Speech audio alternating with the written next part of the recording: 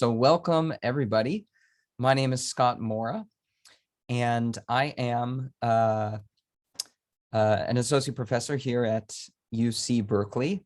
I also am the chair of the engineering science program, which is what you're here to learn more about, I believe.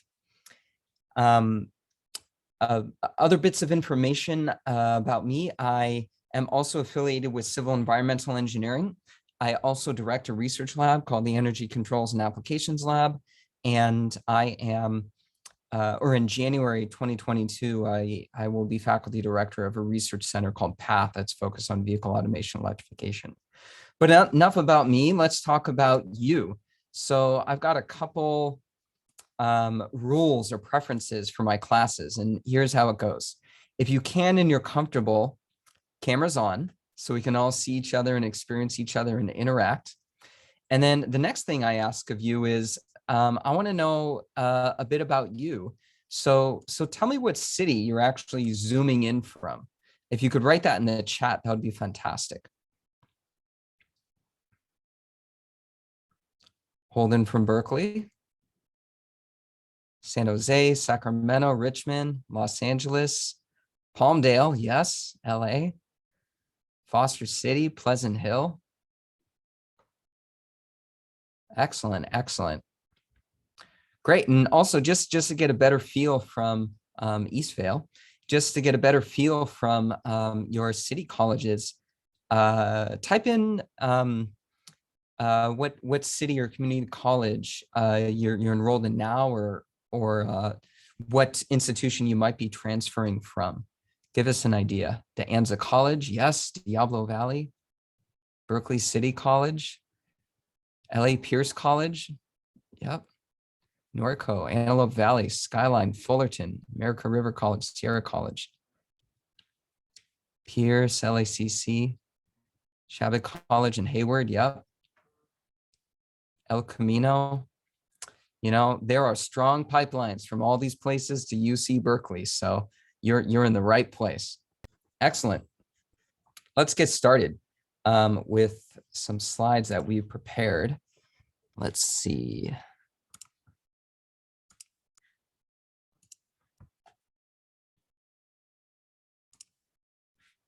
All right, are you able to see slides? Thanks for the thumbs up, Nicole. Let me move these Zoom controls so there's not weird black boxes. All right, so today we're going to talk about engineering science in this info session. And the agenda will be like this. We'll spend until the 30-minute mark talking about the engineering science majors: engineering physics, engineering math and stat, energy engineering, and then environmental engineering sciences. I'll also say a few words about the Society of Engineering Sciences. I'm literally at this moment realizing I don't have a slide on that, so I'll tell you verbally. Then I think really the most exciting part is I've invited 5 students who are here, and they themselves are all transfer students, just like you, and they've transferred to Berkeley. One of them, in fact, has graduated from engineering science, is now a graduate student here, and I think the others are all enrolled in their undergraduate programs. And I think that's going to be most interesting for you because instead of a faculty member talking at you about the program, you can just ask them, tell me the real truth. So let's jump into the agenda. So the engineering science majors. Before going into the majors, let's just talk about engineering at UC Berkeley. So I'll begin with UC Berkeley was founded in 1868. It is the original University of California campus, right? It is the original. That's why actually in sports, you know, UC Berkeley is known as Cal, or you see, you know, California as some of the iconography that's used for sports, because it is the original. In fact, the engineering majors initially were, I think, civil, mining, materials, and mechanics.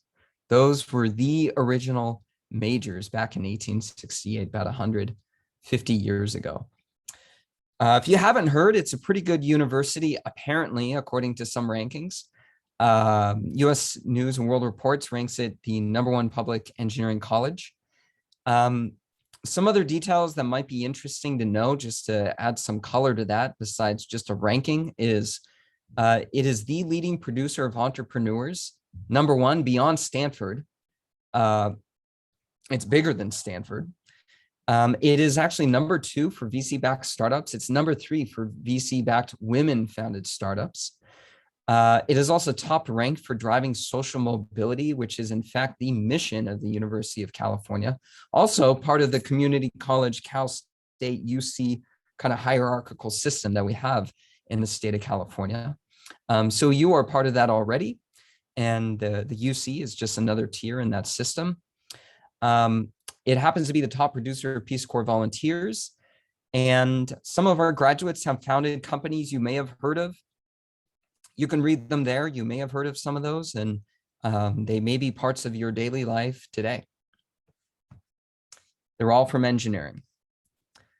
Okay, so that's just engineering at UC Berkeley. Let's talk about engineering science. So I want to query you. So open up the chat and get ready for your multiple choice question. Here's the multiple choice question. What is engineering science? So before I tell you what I think the answer is, here are the multiple choices. A, it's an interdisciplinary and multi-departmental undergraduate program. B, it's an quote unquote incubator for new engineering majors. C, it's a curriculum that Berkeley faculty and students have curated to meet tomorrow's, not yesterday's, needs. Or D, it's preparation for graduate studies. Submit your answers in the chat.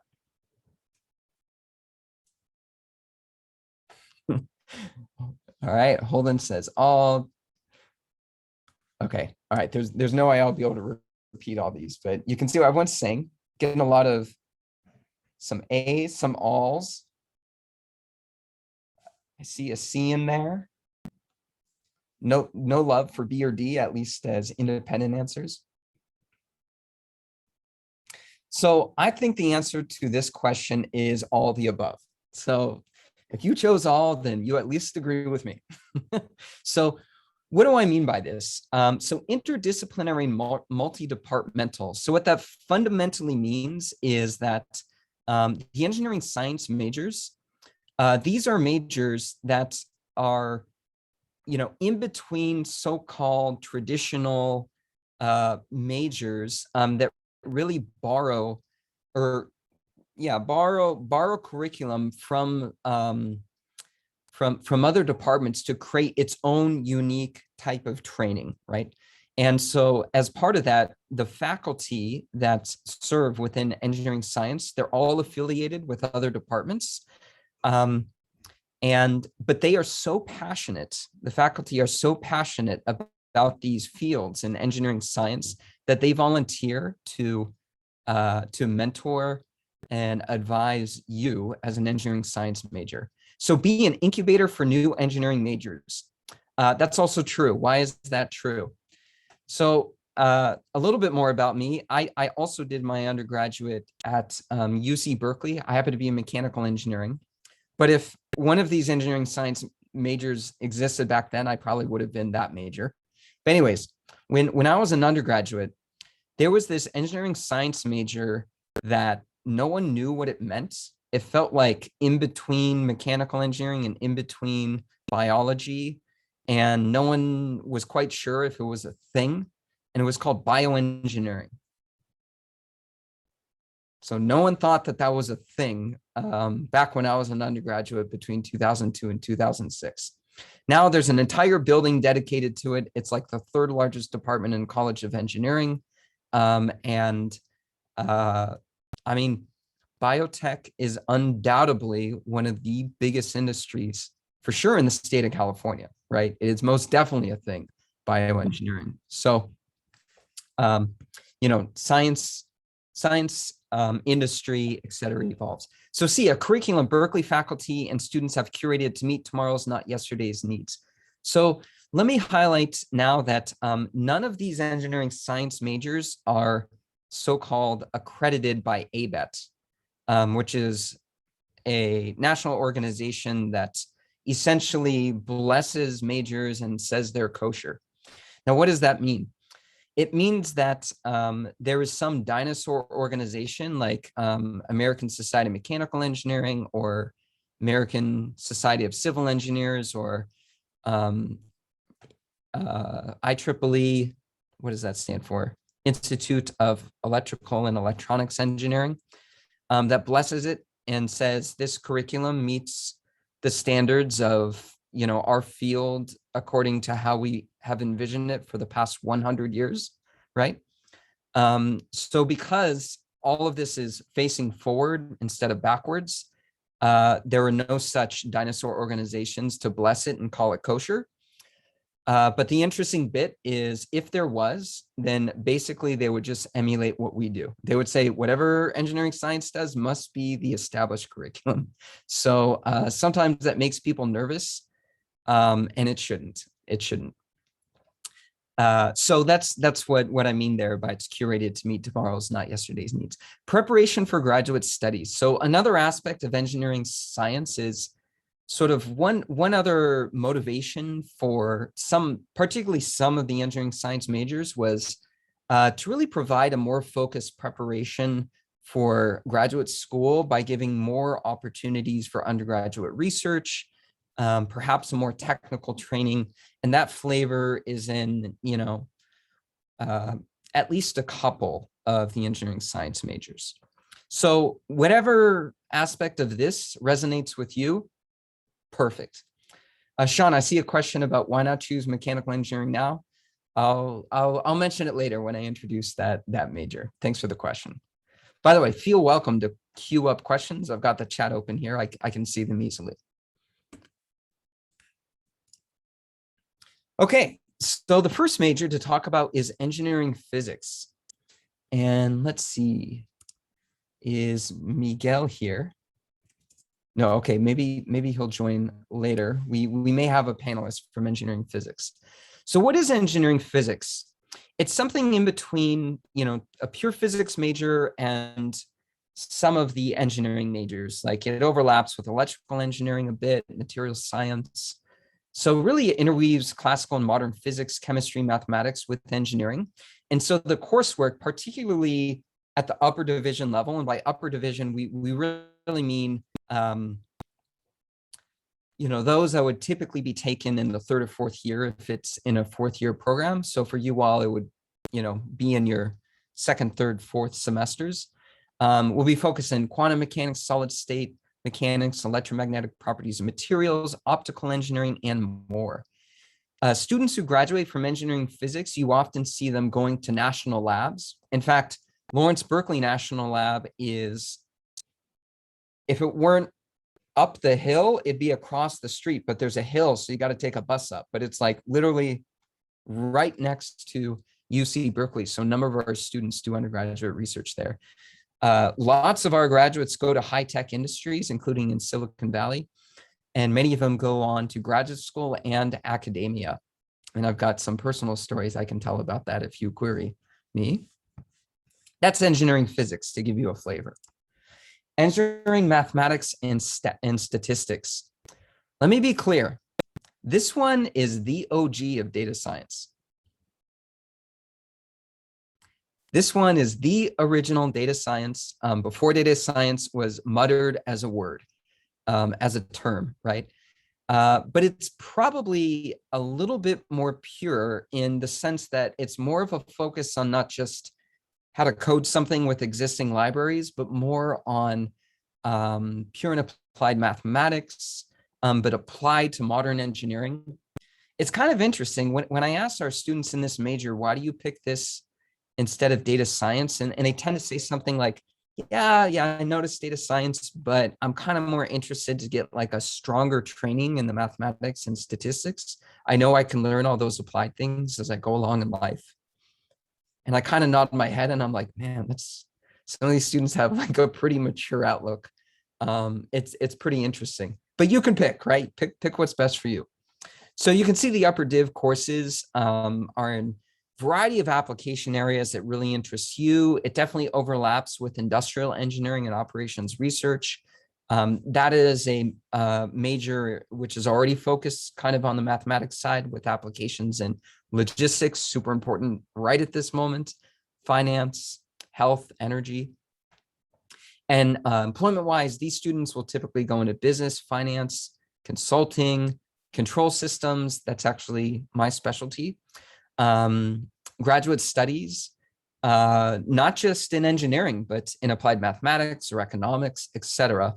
Graduate schools love our engineering, math, and statistics students because they're just technically awesome. It's hard for them to find better trained students. Okay, energy engineering. This is the one that I would have picked if it existed when I was in undergrad, because I am really passionate about energy and clean energy. So here you'll study energy fundamentals, which includes thermodynamics and fluid mechanics, material science, electric power, nuclear science. And this really overlaps with mechanical engineering, civil engineering, electrical engineering, material science engineering, nuclear engineering. You know, energy persists across all majors. In fact, if you look at a lot of the majors, they're just different domains of energy: mechanical, electrical, materials, etc. The coursework includes specializations in data, or data science is really what that means, sort of a data science bent to energy. Distribution systems, this is like clean energy technologies at the grid edge. Think like rooftop solar, battery storage systems, electric vehicles, smart devices, learning thermostats, etc. You know, generation means the generation of energy technologies. Think, you know, advanced next generation nuclear power. Think, you know, utility scale solar and wind. Think utility scale batteries. Think district heating systems. You know, and materials, which is really all about the storage and conversion of energy at the materials level.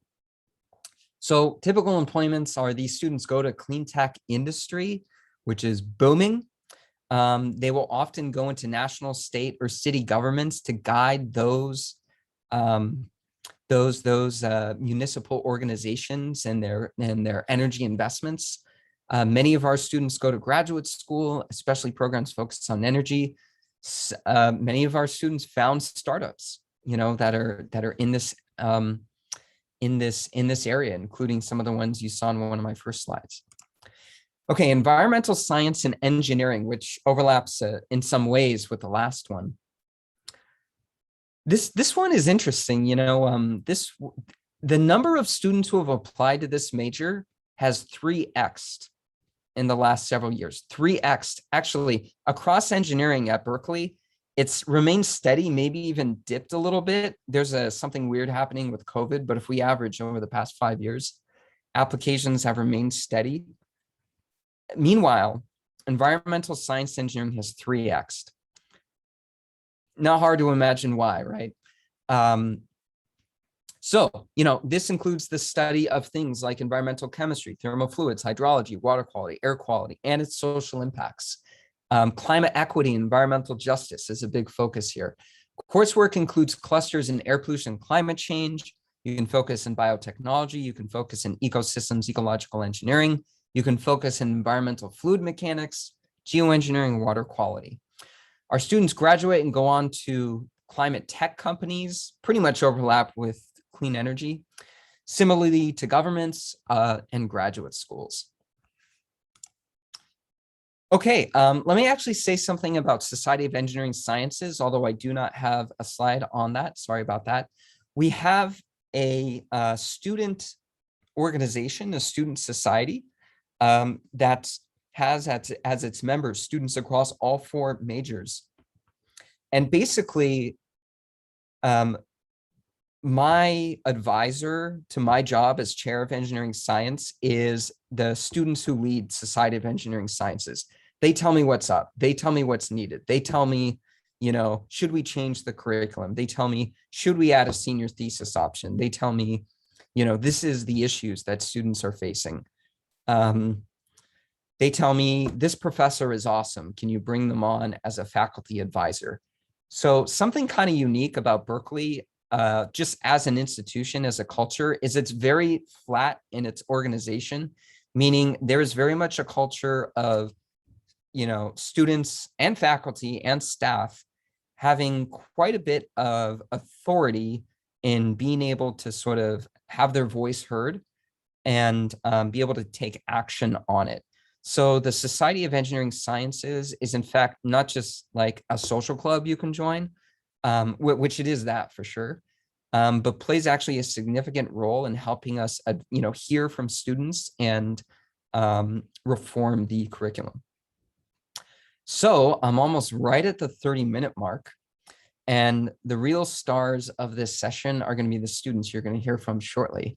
But before we turn over to them, why don't I stop sharing and let you ask a critical question or two before we move to our student panel. What questions do you have? Feel free to unmute and ask. You can raise your hand. You can write in the chat as you wish.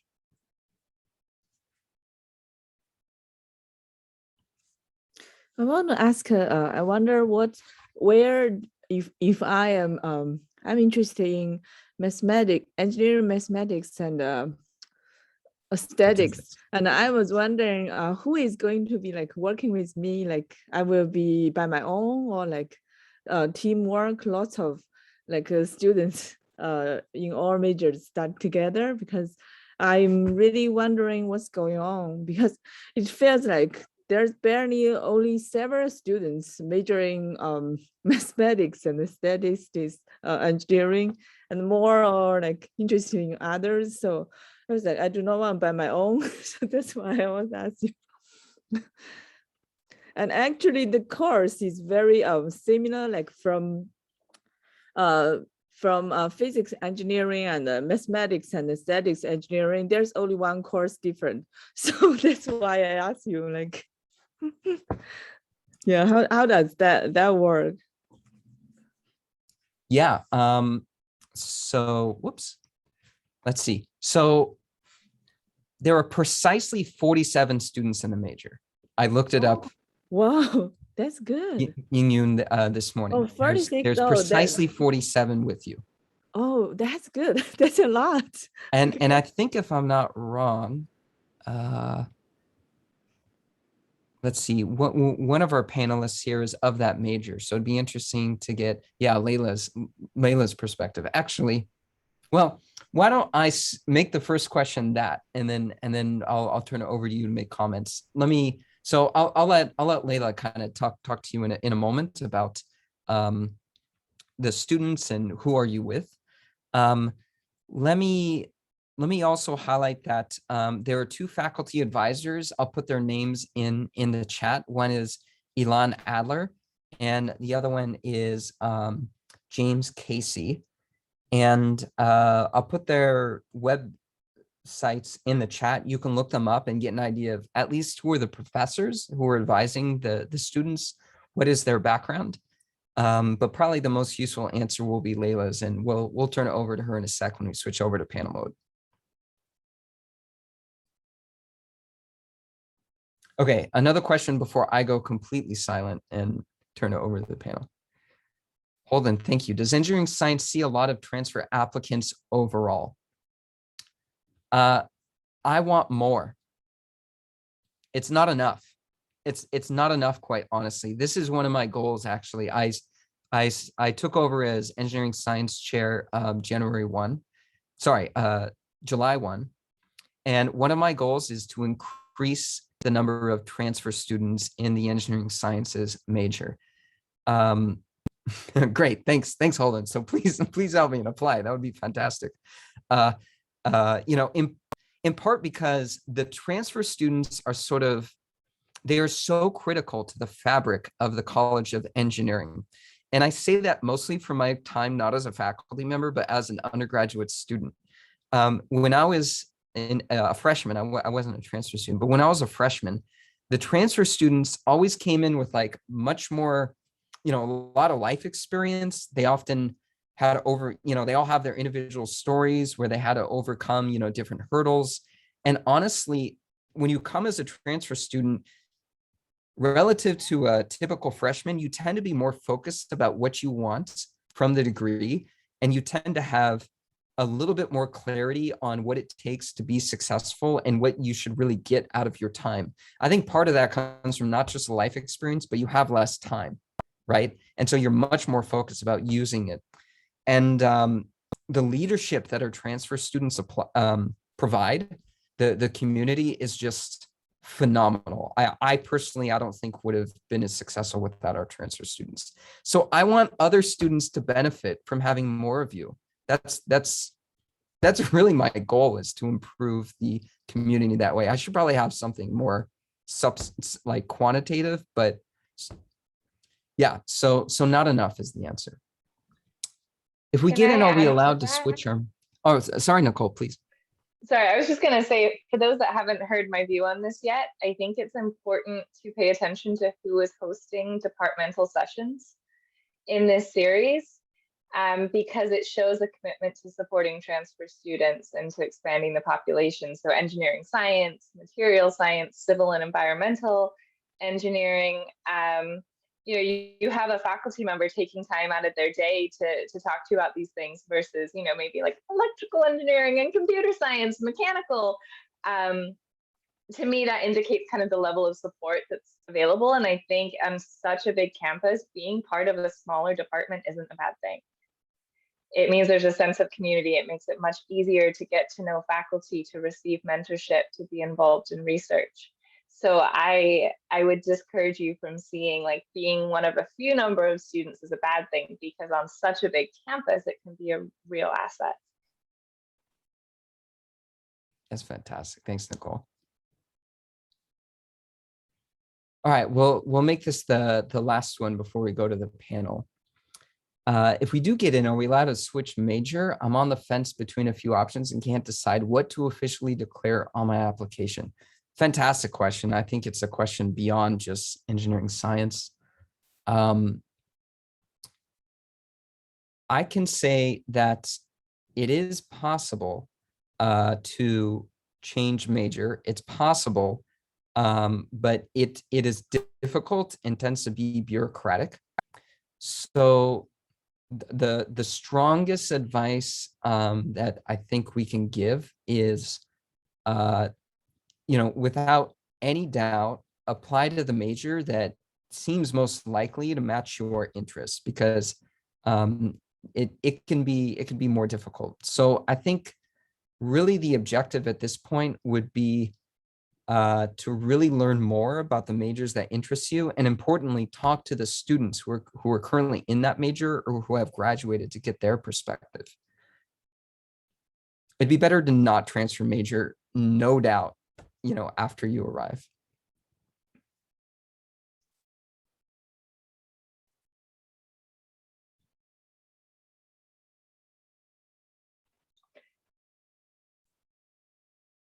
Oh, I see. Okay. So I was just notified that transfers can't change major. I think what I was speaking about was general for freshmen. So I'd have to check on that. That might be the case, that transfers, you probably know better, Nicole, that if transfers can change major officially. Yeah, to my understanding, you can't, because we review your application based on the major that you're saying you want to do. So we're looking at the assist page for that major, and the faculty from your major are reviewing the application. And we want to make sure that you can get through your degree in the time that you have on campus. So for transfer students, the official policy is you could not change majors, which is why it's important to attend sessions like this and learn about the different options before you submit your application. And you can always change fields for graduate school, or if you want to become a professor like Professor Mora. So it's not a lifelong commitment what you decide to earn your bachelor's degree in. 100%. You are not signing your life off to a field. Fantastic. Okay, very good. So let me go back to the slides to introduce our panelists. Let's see here. Let's see. Does it show correctly? Thanks. Thanks, Nicole. All right, so I think I've seen everybody here. Let's go actually one by one in the order that they're on the slide. If you could say your name, just briefly your major, what college that you transferred from, that would be fantastic. And then we'll go through all 5 introductions and then go straight to Q&A. So let's start with Miguel Montalvo Hernandez. Hey everyone, my name is Miguel. I am an engineering physics major and I transferred from Diablo Valley College. Great. I think we have a Diablo Valley College student here, so that's fantastic. Oh, Tengiz. Hi everyone, my name is Tengiz Teshmo. I transferred from Peralta colleges, so that would include Berkeley City College, Atlantic College, basically colleges near Berkeley. And I'm graduating this semester. Wonderful, Tengiz. Tengiz, sorry, I borrowed your headshot there. They're from LinkedIn, so excuse that little headshot. And Tengiz, you're originally from? I'm originally from Mongolia. From Mongolia. Yeah. Awesome. All right, Layla. Hi everyone, I'm Layla, engineering math and stats major, and I transferred from Fullerton College in fall 2020. Thanks, Layla. Preet.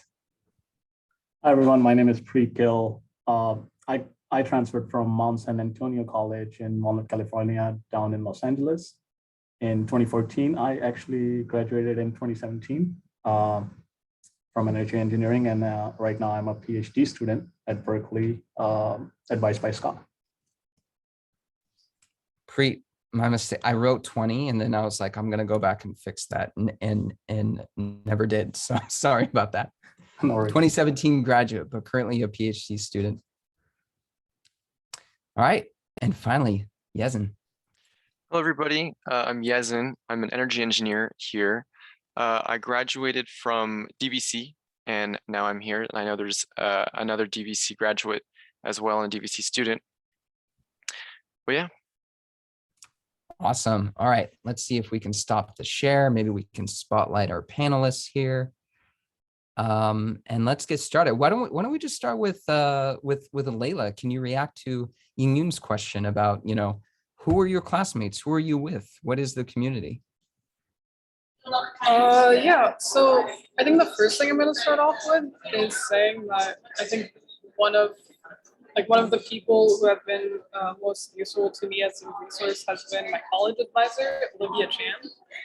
And she, it's like if you have any baseline questions, I always recommend that you go to her and then she'll direct you in whichever direction you need to go. So I think that's one thing to take note. And I've definitely experienced that it's been difficult to find other engineering, math, and stats students. But I think that I guess being part of the Society of Engineering Sciences has kind of helped with that. It just gives you more exposure to students in the major, in the department, and you'll still meet other students that are they're math majors or stats majors or whatever engineering field that you go into. And so I think at least for me, that also suffices as a community to have with other people. And I think you also asked, what is the difference between the curriculum, the difference between engineering, math, and stat, Layla? And Ying-Yun, did you say, was it applied math you said?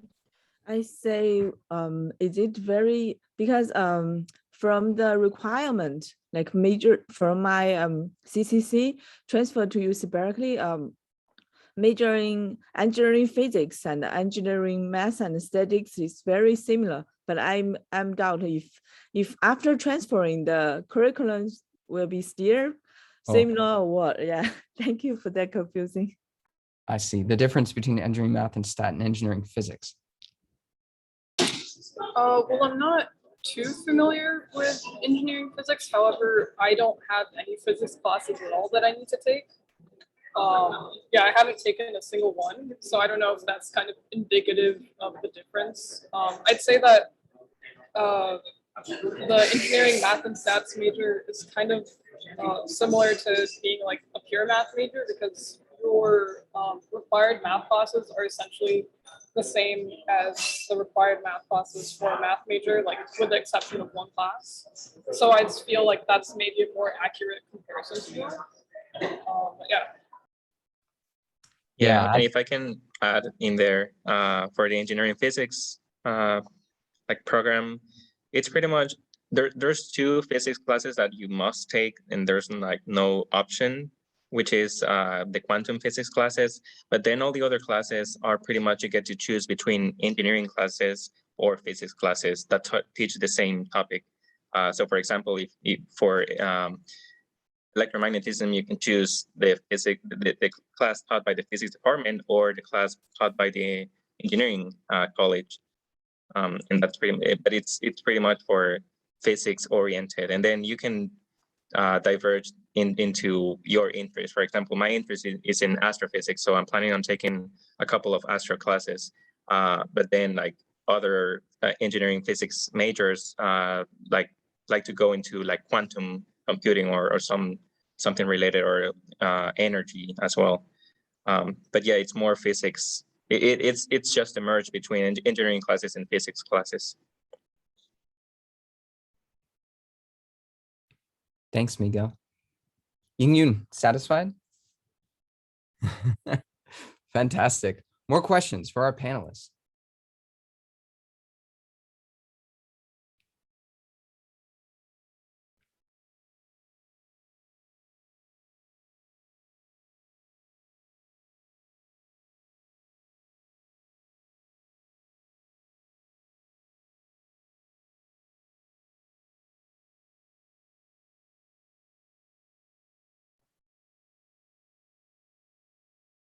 Let me be super clear here.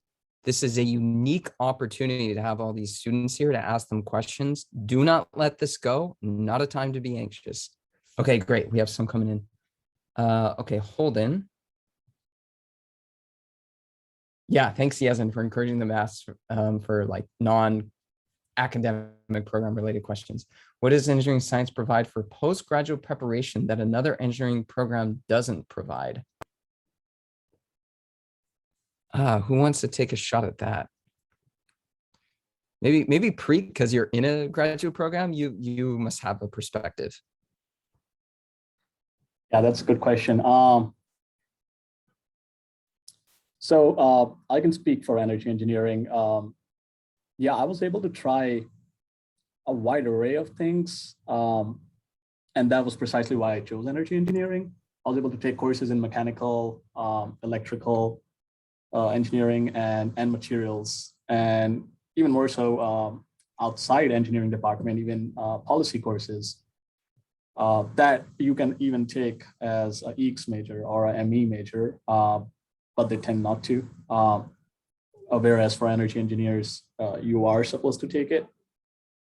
So it gives you a broader perspective, and then you can very quickly tailor the rest of your semesters to what you are most interested in. So you can early on try a few things and find out what you're most interested in, and then tailor the rest of your semesters to what you are really interested in and take those courses and either work for that industry or prepare for graduate studies.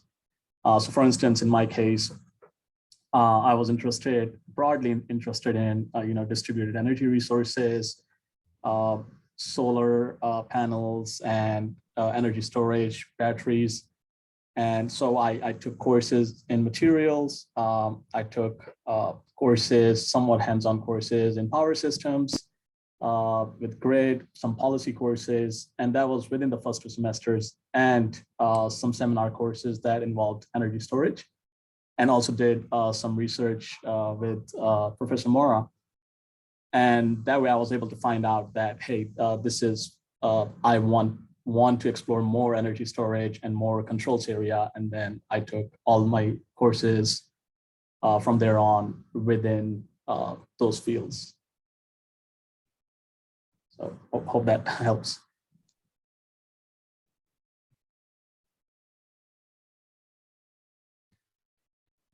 which also led me to, again, working in those areas. I worked for 3 years or 2 years and in automotive industry, doing controls, even within automotive industry for electrified vehicles, so not for gasoline vehicles. But so I stayed within that area, and I was able to find those jobs because I took those courses and I had research experience and all the knowledge from the courses. And then also for graduate studies, it helped. Any others have thoughts that they want to give to this one?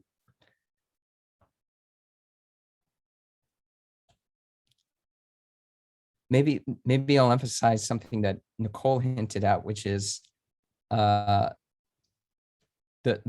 student to faculty ratio is lower in engineering science, which means you compared to most majors, you have a little more access to faculty, which lends itself towards more undergraduate research opportunities. In fact, some of those are actually part of your graduation requirements in a way. And that definitely goes a long way for graduate studies.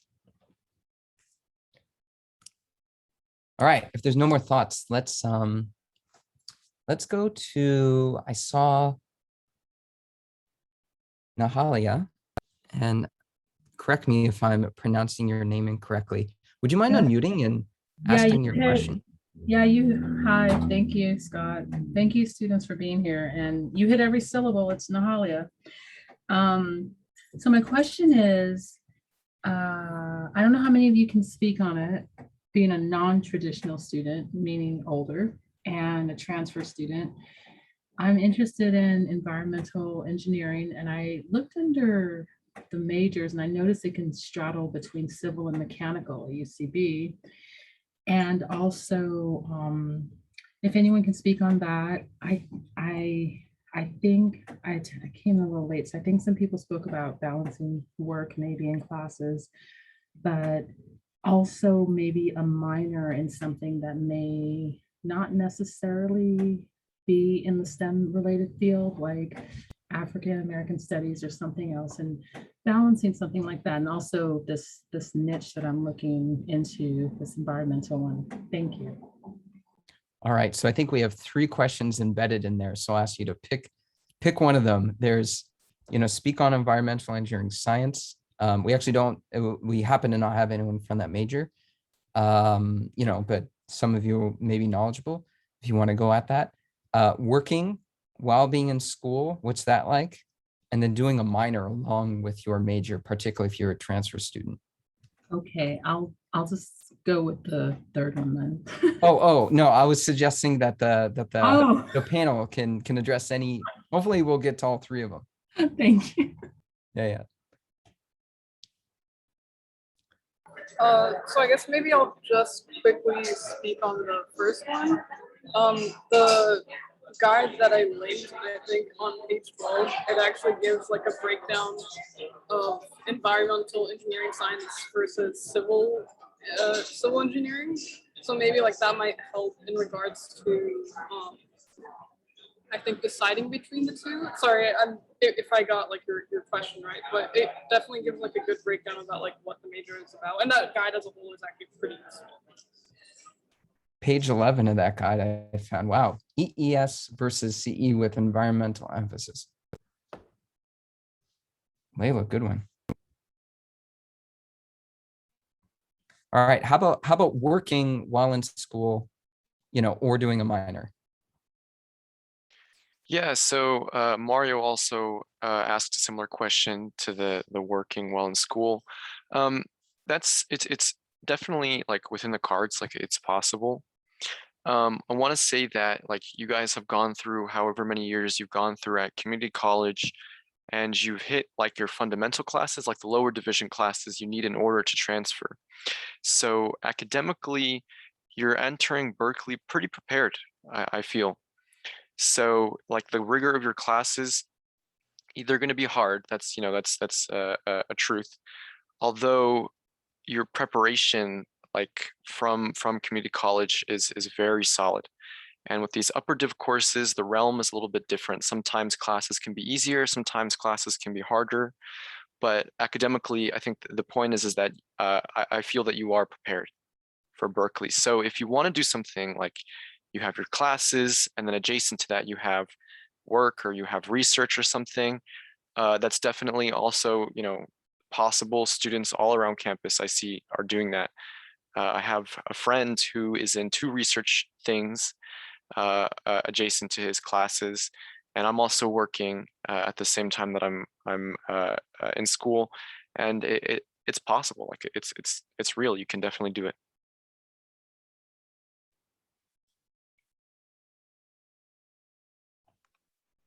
I can speak on the reentry experience, even though I'm barely in that mark. I'm 26. But yeah, so I did 3 years in community college. I'm actually from El Salvador. I moved here like 4 years ago. And so I started university in El Salvador, but then I did 2 years. But when I came here, I had to start over. So I've been in school for a while. And coming here as a reentry student, one thing that I had in mind, and maybe this is just personal, but being a little bit older, I said, okay, I want to have my own room, because I cannot deal with like high school students, and like I like to have my own space. But then, speaking about the resources that Berkeley has, there's the reentry program for Berkeley students. And that has been very helpful because you get to connect with other reentry students and that are even older. It's called Berkeley Owls, for older, wiser, and learners. And you get to feel, because I still don't have that experience of feeling really like older than my peers. But some people do, like some people have that experience. And I'm in the Discord because we also have that Discord chat, and they're always saying, I feel like alone in my classes. I don't connect with my classmates. But then when we get together for the reentry reunions, then we get to talk with other people that have had the same experiences that we had. And so we get to have that community that we may not have in class as often, but there's still opportunity to have that community. And I think that is something very important for succeeding at Berkeley, because we know that classes are going to be rigorous, and it's going to be, we need to put in the effort to succeed. But then it's very important to have that community of support, to have your friends and your peers, so that you can go and feel like, okay, I'm maybe I wish I could have done better in this class or in this exam. But then you have your other peers and they're like, oh yeah, I'm in the same situation. We're all getting through this, and getting that support from others is going to be really helpful so that you can go through and succeed. Thanks, Miguel. That's fantastic. Reentry students really add, like I was saying, to the fabric of the college, and I think in a lot of ways provide more added value than yet another high school graduate coming straight from high school. Tengiz, you just opened your video. Do you want to add? Yeah, I did actually want to add on taking classes and being like how prepared you are. I actually have a contradictory opinion on that. So like, I came from community college with 4.0 GPA. I thought I was ready for it, but it really depends on what classes you're picking, And I'm energy engineering, and for energy engineering, it's not too bad. You can just almost directly go into your energy engineering classes and do fine. But when it comes to your engineering elective courses, that's where you actually need to have some good background. For example, the application didn't require me to take any electrical engineering classes, but then engineering elective classes, if you're taking any electrical engineering classes, they all are upper division courses and require you to have that background, which is not reflected on the application at all. But I had an extra class for it, and thanks to that, I managed to survive. But what I would definitely say is, like when you're taking an upper division course at Berkeley, because you're a transfer student, you're allowed to take the class directly, even if you don't have like the listed prerequisites or requirements. They just let you enroll in the class. But that's a pitfall. Like really check out what the requirements are and see if you know the content of those classes, if you have the skills. And also Society of Engineering Sciences is a great resource for that. There's a Piazza page.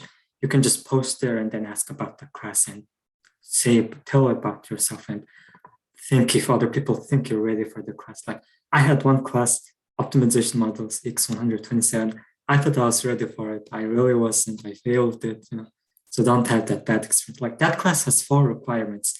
I had like 2.5 requirements fulfilled, I thought. But then like in the second half of the course, the class just took a complete different turn and I didn't know what they were talking about. So that was a bad experience. And I would suggest anyone to really check out the requirements before taking an upper tuition course.